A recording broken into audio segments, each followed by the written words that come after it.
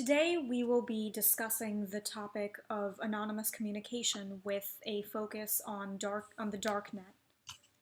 I'd like to begin by first defining what the darknet is. The darknet is a private network where connections are made using non-standard protocols. There are various darknets across the internet, and the collection of all these darknets forms a portion of the deep web.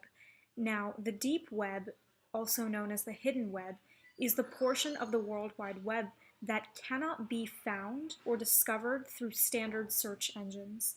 Now, darknets are different from your regular peer-to-peer networks because sharing is anonymous, meaning that IP addresses are not publicly shared or revealed.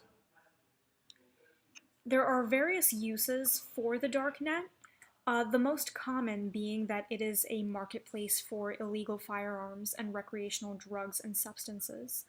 It can also be a marketplace for stolen merchandise, such as credit cards. Two reasons that are a little less common are that it can serve as a platform for sharing copyrighted media files, and it can also serve as a common space for those that oppose the current political regime of their government to have a place to communicate. I will now turn it over to my partner who will provide a more technical overview of the process required in darknet communications. For a technical look at how darknets work, let's take a look at why they're required. As an example, we have Alice, and she wants to speak to her friend Bob. So she starts a link between them and sends across some data, in this case just the word hello. The problem arises, however, when Eve here listens in on their communication. She can see whatever Alice sends to Bob. This is clearly a problem when sensitive data such as passwords are sent over the link. A common way to resolve this issue is to use encryption. For example, Tor uses the RSA 1024 protocol, which would encrypt our word hello into this gobbledygook right here. RSA uses a public key and a private key to accomplish this. A public key is like a lock that can encrypt any information so that it can only be read by someone who has the private key. This is a very mathematically secure protocol that would take millenniums to brute force. Now, if we look back at our example over here, even if Alice encrypts her communication to Bob, if Eve is listening in on their link, she can see that Alice has been talking to Bob, and sometimes that can be just as dangerous as seeing the information that Alice sends to Bob. For example, if someone was living in a politically dissident regime and they wanted to speak to an American newspaper, they clearly wouldn't want that to be public knowledge.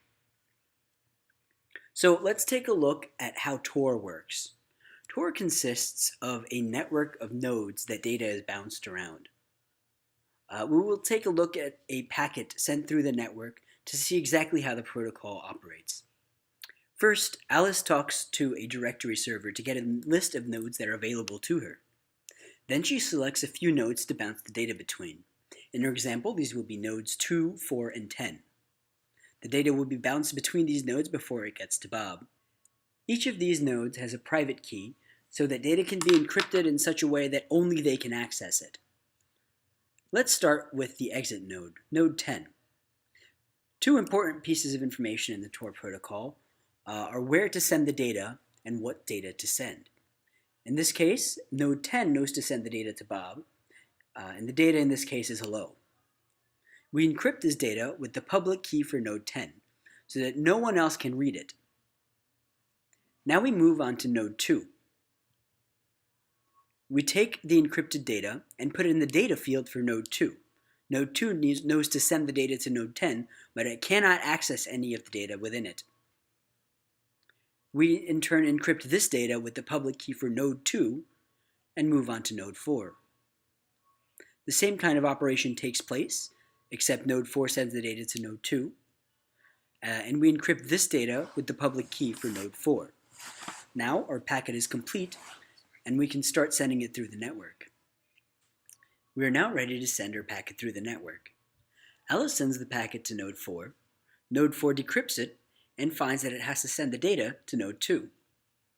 Node 2 receives the packet, decrypts it, and finds that it has to send the data to node 10. Node 10 receives this piece of data and decrypts it, and finds that it has to send the data to Bob. The message is sent to Bob, and he finally gets Alice's message. This is a very roundabout way of communicating the data. However, it helps keep Alice anonymous, since node 4 has no idea whether Alice is just another node on the network, and node 10 has no idea whether Bob is just another node at the network which it is sending data to. If we look at the link between node 10 and Bob, we can see that this link is still insecure, and anyone who is listening in can see that someone sent hello to Bob. In order to protect against this, we must use a transport layer security protocol, such as SSL, so that anyone listening in that link will still see an encrypted message. A common way to do this with Tor is to tunnel through a VPN before sending our data.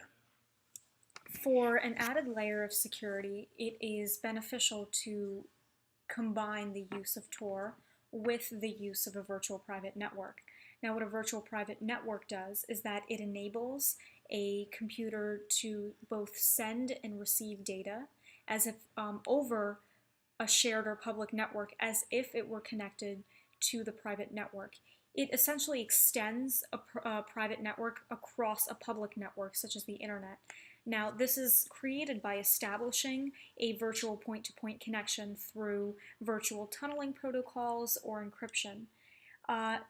The advantage of this is that unauthorized users cannot access the virtual private network because of the requirement of sender authentication.